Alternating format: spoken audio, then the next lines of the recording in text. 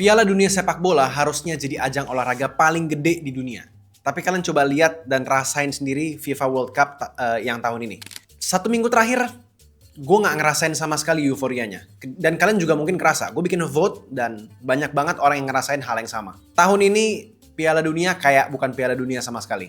Bahkan gue tanya beberapa teman gue yang emang nggak ngikutin bola ya, ada yang bahkan nggak tahu kalau Piala Dunia itu udah mulai. Ada juga bahkan yang nggak tahu kalau Piala Dunia itu lokasinya ada di mana. Di negara apa mereka nggak tahu. Dan walaupun mereka nggak ngikutin bola, menurut gue ini agak nggak wajar. Karena biasanya nggak seperti ini. Dan gue pribadi, gue kan main sosial media juga ya. Gue juga jarang banget dan bahkan gue bilang hampir nggak pernah dapat FYP Piala Dunia di sosmed gue pribadi. Like, nothing happen dan kayaknya ya udah agendanya lewat aja gitu. Mungkin dari kalian ada yang bilang, oh karena Piala Dunia kali ini itu mainnya di siang hari waktu Indonesia, makanya nggak ada nonton bareng, nggak ada nobar, nggak ada yang pasang-pasang story segala macam, makanya kedengarannya sepi. Masalahnya guys, nggak juga. Kenapa? Masalah yang kita alamin ini, hambarnya Piala Dunia ini, itu juga dirasain sama orang di luar Indonesia. Nggak cuma orang Indonesia aja, tapi hampir seluruh dunia. Ini terasa janggal dan aneh banget. Karena pas gue coba pelajari, ternyata tahun ini adalah FIFA World Cup yang paling besar sepanjang sejarah. Timnya lebih banyak, pertandingannya lebih banyak, tapi kok sepi amat? Gue bakal kupas kenapa ini bisa terjadi, karena setelah gue teliti, ternyata jawabannya cukup jelas dan ada 4 alasannya. Dan gue rasa kalian bakal paham kenapa. Dan plus, karena channel ini juga adalah channel yang ngomongin finance, gue juga bakal kasih tahu kalian gimana caranya kalian bisa cuan dari Piala Dunia ini tanpa perlu judi bola. Dan bahkan tanpa modal. Bingung kan? So stay tune dan nonton video ini. I just want to say, All my fellas. All my fellas. Halo semuanya, buat kalian pertama kali mampir, kenalin nama gue Joskul Tom. Di channel ini gue biasa ngebahas tentang konspirasi, finance, dan juga teknologi kayak misalnya AI dan juga crypto. Kalau kalian suka konten kayak gini, jangan lupa subscribe biar kalian gak ketinggalan. Ya, buat yang mendukung channel gue lebih, kalian bisa join membership channel ini dan kalian bisa dapetin konten-konten yang berbeda di sana. Kalian bisa nonton video yang belum tayang duluan dan kalian bakal nonton video eksklusif yang ada di sana. Kalau kalian nggak mau pakai sistem seperti itu, kalian bisa support gue hanya dengan cara komen di bawah sebanyak-banyaknya. Kalian klik like, kalian nonton videonya sampai habis dan jangan di skip-skip videonya. Itu juga sangat kebantu algoritma channel ini untuk bisa terus naik. Oke guys, nggak usah lama-lama lagi, kita langsung mulai aja bahas video kali ini.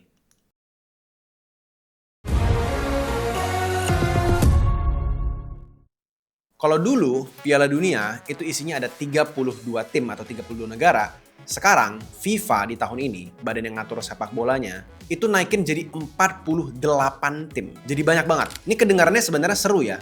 Makin banyak negara, makin rame, harusnya euforianya juga makin terasa. Tapi disinilah masalahnya dimulai. Karena timnya kebanyakan, FIFA sampai harus bikin babak baru yang sebelumnya tuh nggak pernah ada. Namanya adalah Round of 32, alias babak 32 besar. Dan ini yang menurut gua adalah yang ngerusak ketegangan daripada Piala Dunia itu sendiri. Di format yang sekarang, ya, bukan cuman juara grup yang lolos. Tim yang finish di peringkat 3 itu masih bisa ikut maju ke babak berikutnya. Jadi tim-tim yang dulu banyak kalah, ya udah kalah aja gitu. Nah, akibatnya melalui sistem format yang baru ini, sebuah tim itu bisa kalah, bisa cuma dapat seri, tapi aman, masih bisa lanjut ke babak berikutnya. Padahal dulu sistem-sistemnya biasa, satu kekalahan di fase grup itu bisa bikin langsung timnya itu pulang. Walaupun itu tim raksasa sekalipun, dia bisa pulang di awal penyelesaian. Nah, rasa deg-degan itu sekarang hilang. Rasanya kayak masih dapat second chance, kesempatan kedua, rasanya kayak gitu sekarang. Penonton jadi nggak punya alasan buat takut. Rasa takutnya itu jadi nggak terlalu besar. Rasa deg-degan itu hilang. Soalnya hampir semua tim besar itu dijamin untuk lolos. Gue kasih contoh yang paling kelihatan. Ya, Jerman ngehajar Kurakau. Ya, itu Kurakau kalah telak di situ. Ya, buat yang nggak tahu Kurakau itu apa, itu pulau kecil di satu Karibia ya. Penduduknya cuma sekitar 150.000 orang kira-kira, dan mereka jadi negara terkecil yang pernah tampil sepanjang sejarah Piala Dunia. Ya, ini salah satu additional team yang masuk tadi itu, yang dari 32 jadi 48. Nah, pertandingan kayak Jerman versus Kurakau gini, itu kan sebenarnya skornya udah ketebak ya dari awal ya. Kita udah tahu Jerman udah pasti menang, nggak mungkin kalah gitu. Nah, sekarang pertunjukan atau pertandingan yang seperti itu jadi sering muncul gara-gara turnamennya itu dipaksa membengkak jumlah pertandingannya. Nah, pertanyaannya lebih kayak gini sekarang. Kenapa FIFA mau ngelakuin itu? Kenapa FIFA rela bikin turnamennya yang kualitasnya itu tinggi, sekarang kualitasnya terasa lebih encer, ketegangannya itu lebih tipis. Kenapa mereka rela ngelakuin ini tuh demi nambahin puluhan pertandingan baru? Dan jawabannya selalu ngarah ke satu hal yang sama, yaitu duit. For just a second, he'll try and find the space, and it's forced over the line. And Japan lead. Nah, ini menarik sebenarnya. Gue geser sedikit ya dari apa yang tadi gue barusan obrolin. Di acara Piala Dunia kayak gini, ada banyak banget brand, ya perusahaan-perusahaan yang rela keluarin duit untuk dapetin momentum kayak gini. Mereka tuh literally bakar duit. Salah satu brand yang gue maksud ini, itu namanya adalah OKX. Ini brand finance yang sangat besar yang ada di bajunya Manchester City dan Formula F1-nya McLaren. Jadi ini bukan brand scam atau brand gak jelas sama sekali. Untuk masuk ke sponsorship kayak tim-tim kayak gitu, ini nggak mungkin brand sembarangan. Ini brand finance raksasa. Dan mereka lagi bikin campaign yang menurut gue ini cukup lucu. Dimana kalian cukup nebak tim mana aja yang menang di pertandingan selanjutnya. Kalau kalian benar, kalian dapat duit gratis. Segampang itu. Mereka bakar duit dan kita bisa ambil duit yang mereka bakar. Nah, ini nebaknya pakai duit nggak, Josh? Enggak. Lucunya itu, nggak bakar duit sama sekali. Kita nggak perlu keluar modal sama sekali. Kalian cukup dari HP kalian, harus dari mobile. Kalian cukup tebak tim mana yang akan menang di pertandingan selanjutnya. Dan kalau kalian benar, kalian akan dapat experience, dapat XP point. Semakin banyak XP points-nya, semakin besar hadiah yang kalian bakal dapetin. Dan hadiahnya itu dalam bentuk uang langsung, dalam bentuk kripto. Kalau kalian tertarik sama campaign ini, kalian mau ambil duit yang dibakar sama mereka, ya terserah kalian mau ambil atau enggak. Cek aja penjelasan di bawah, itu semua gue jelasin dalam bentuk satu PDF. Mungkin kalian nanya, lah ini kenapa mereka bagi-bagi duit gratis, Josh? Ini pasti scam. Tenang aja guys, pas gue cek, mereka emang lagi pengen cari new user aja sebanyak-banyaknya. Istilah kayak bank yang lagi nyari nasabah baru aja, makanya bagi-bagi koper. Itu kira-kira kayak gitu. Cuman kopernya ini dalam bentuk kripto. Dan mereka pakai momentum ini untuk marketing. Dan berharap kalian bakal jalan-jalan di websitenya dan beneran pakai produknya. That's it. Dan apakah produknya beneran bagus? Beneran guys, ya gue udah pakai produk ini udah bertahun-tahun dari lama dan basically ini tempat gue trading biasa. Oke, sampai mana kita tadi? Oh ya, kita ngomongin soal duit. Kita lanjut ke video ini.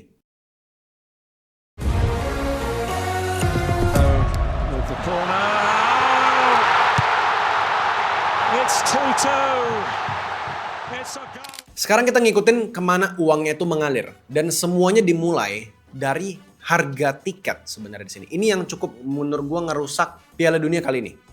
Di Piala Dunia kali ini, FIFA buat pertama kalinya pakai sistem yang namanya dynamic pricing.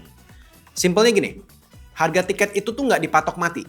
Ya biasanya kalau kita beli tiket kan ya udah 300.000, 300.000. Kalau harga 500.000 ya udah 500.000 gitu. Nah, dynamic pricing ini dia itu geraknya naik turun ngikutin permintaan. Persis kayak tiket pesawat atau tiket konser. Makin banyak orang yang ngincer satu pertandingan tertentu, harga tersebut makin naik. Jadi kalian nggak pernah bener-bener tahu harga aslinya itu berapa. Yang bikin orang marah tentang tiket ini adalah, dulu pas mereka tuh ngajuin diri jadi tuan rumah FIFA, mereka janji bahwa harga tiket finalnya paling mahal cuman sekitar $1.500. Itu paling mahal, VVIP-nya lah basically. Kenyataannya sekarang, tiket final itu tembus ribuan dolar. Bahkan sempat kedorong sampai ke angka $11.000. Nggak make sense. Itu mahal mampus ya. Kita bandingin sama Piala Dunia Qatar yang terakhir kali. Ya, dimana penonton lokal di sana itu masih bisa dapat tiket fase grup di kisaran ya $11 doang lah. Itu perbandingannya langit dan bumi gitu. Lompatan harga itu bener-bener nggak make sense. Dan akibatnya langsung kelihatan di dalam stadion itu sendiri. Pas Qatar ngelawan Swiss di Piala Dunia kali ini ya, sama pas Korea Selatan ngelawan Ceko, kameranya tuh literally nyorot stadionnya tuh banyak banget bangku kosong di mana-mana. Dan tapi anehnya di sini adalah angka resmi yang dikeluarin FIFA bilang stadionnya itu adalah nyaris penuh. Jadi medianya sendiri tuh agak bohong sebenarnya. Nah, media olahraga kayak misalnya The Athletic itu bahkan ngitung dari 6 pertandingan pertama. 6 pertandingan pertama secara angka resmi yang dikeluarkan itu cuma ada 1.500 kursi yang kosong. Ini 6 pertandingan guys ya. Jadi stadion penuh 6 kali, cuma ada 1.500 kursi yang kosong. Itu cukup sedikit kursi yang kosong. Tapi mata kita pas kita ngeliat kamera itu banyak tribun yang bolong-bolong, gak ada penontonnya. Tapi catatan mereka bilang itu semua hampir keisi penuh. Nah, pas ini dikonfirmasi, ditanya kembali ke FIFA gitu kan. FIFA jawabnya juga muter-muter. Mereka bilang yang mereka hitung itu tiket yang udah di-scan. Dan alasannya penontonnya itu lagi di area concourse atau di area yang lain. Jadi nggak bener-bener duduk dan nonton. Ya, menurut gue agak aneh lah sebenarnya. Tapi menurut gue paling fatal di sini adalah yang berikutnya. Banyak orang yang sudah beli tiket jauh-jauh dari luar negeri itu nggak boleh masuk ke Amerika dan nonton Piala Dunia. Ini berikutnya.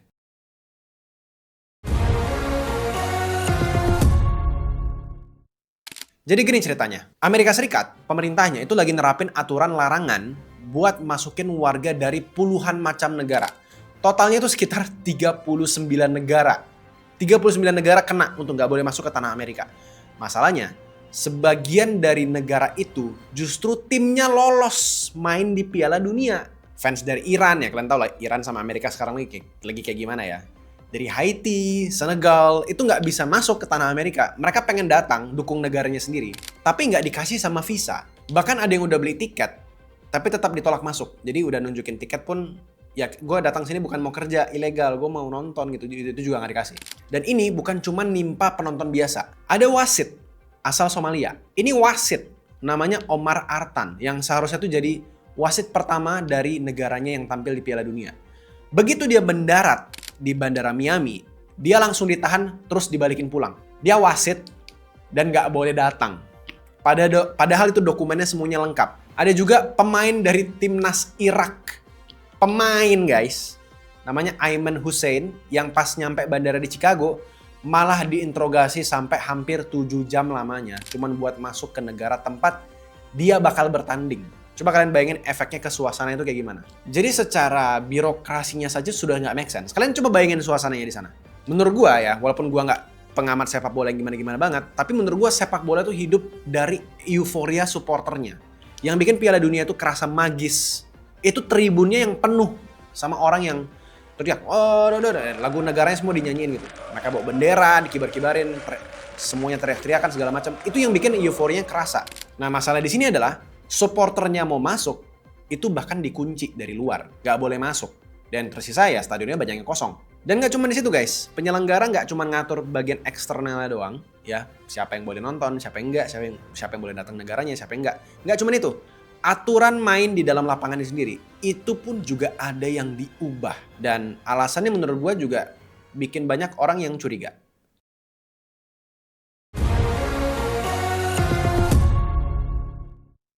Nah, ini juga cukup aneh guys. Di Piala Dunia kali ini, FIFA buat pertama kalinya bikin aturan jeda minum wajib. Atau yang mereka sebut sebagai hydration break. Jadi di setiap pertandingan sekarang, wasit itu bakal stop bola sekitar menit 22 dan menit 67. Biar pemainnya bisa istirahat minum selama 3 menit. Ini nggak pernah ada sebelumnya. Alasan resminya adalah buat ngelindungin pemain dari panas.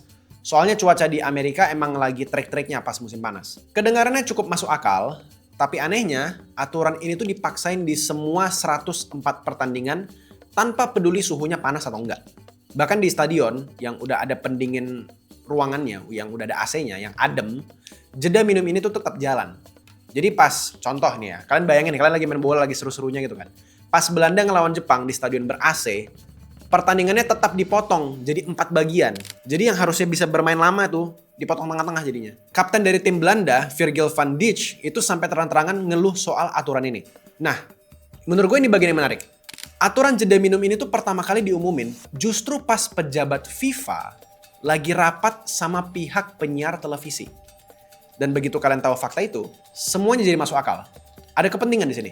Karena 3 menit bola berhenti, itu artinya 3 menit slot kosong yang sempurna banget untuk nyelipin iklan. Yang katanya demi kesehatan pemain, ujung-ujungnya kebuka buat dijual ke para pengiklan. Dan dampaknya ke pertandingan, ke euforia FIFA itu sendiri, sangat kerasa. Pas sebuah tim itu lagi heboh-hebohnya, lagi kayak, wah ada mau nyerang segala macam, udah mau seru-seru banget, tiba-tiba di stop 3 menit, dan momentumnya langsung buyar gitu. Penonton juga udah mau seru gitu, udah wah ada seru-seru, di stop. Minum dulu ya. Kan aneh banget ya. Dan ini kan jatuhnya istirahat singkat ya. Ya banyak juga pelatih yang akhirnya ngumpulin ini tuh jadi kayak semacam taktik tambahan. Ya dia bisa bikin taktik-taktik Bisa briefing singkat lah, bisa bikin briefing dadakan ke pemainnya. Sebenarnya juga jadi salah satu taktik juga, cuman ya essence bolanya jadi agak hilang. Rasa main bola yang biasa kita tonton itu jadi agak beda sekarang. 4 alasan yang gue sebut itu adalah 4 alasan yang akhirnya gue riset dan gue ketemu. Sebenarnya awal-awalnya tuh gue mengira bahwa oh ya kita di Indonesia emang lagi siang, orang-orang lagi kerja, gak banyak yang nonton, jadi gak banyak yang ngomongin. Ya tapi turns out gue cari-cari di luar negeri juga banyak yang hambar katanya. Even di Eropa ya pencinta bola sekalipun itu banyak yang ngasih tahu bahwa euforia nggak kerasa sama sekali sekarang. Dan in my opinion, pendapat gue pribadi ya bisa aja gue salah. Piala Dunia tahun ini adalah Piala Dunia yang paling gagal sepanjang gue hidup. Bukan sepanjang Piala Dunia yang berjalan ya. Sepanjang gue hidup, ini Piala Dunia yang paling hambar, paling gagal. Dan gue bahkan sendiri nggak tahu. Gue nggak pernah nonton klipnya sama sekali. Gue nggak mendengar ada teman-teman gue yang ngomongin soal Piala Dunia. Lucu aja gitu. Ada yang nggak tahu ini Piala Dunia di Amerika. Apakah kalian baru tahu Piala Dunianya di Amerika setelah kalian nonton video ini? Di Amerika, Meksiko, sama Kanada. 3 negara sekaligus. Tahu nggak kalian? Kalau kalian nggak tahu, ya boleh coba tulis di kolom komentar di bawah. Gue juga pengen tahu apakah kalian setahu itu tentang Piala Dunia sekarang sudah mulai dan sudah berjalan cukup lama nih. Kalian tahu nggak sih? Soalnya kalau kita ngomongin Piala Dunia yang sebelum-sebelumnya, gue masih ingat di sekitar gue tuh masih banyak yang ngomongin. Bahkan cewek-cewek yang nggak ngerti bola sekalipun masih ngomongin gitu loh. Masih banyak di sosial media masih berseliweran. Gue kadang juga ikutan nonton. Walaupun gue sendiri sebenarnya nggak gitu ngikutin bola. Tapi kalau gue tanya menurut kalian, ini salahnya di mana? Ini salah negaranya yang nyelenggarainnya, yang emang pengen duit, atau salah FIFA-nya, atau emang sosial media udah berubah sehingga FIFA jadi nggak kelihatan lagi, atau memang olahraga bola jadi menurun. Menurut kalian kayak gimana? Apakah karena sekarang ada di 3 negara, jadi negaranya nggak kompak?